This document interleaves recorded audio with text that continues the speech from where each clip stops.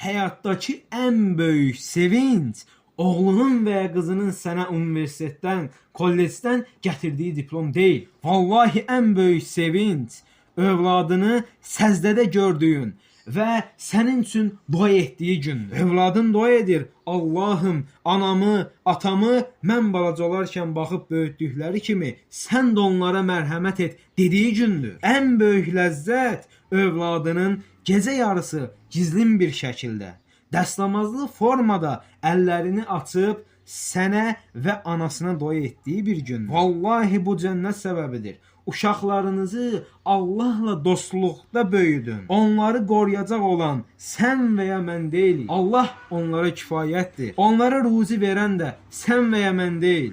Onlara ruzi verən də Allahdır. Bu halda övladını Allaha bağlı. Övladının salih olması cənnət səbəblərindən bir səbəbdir.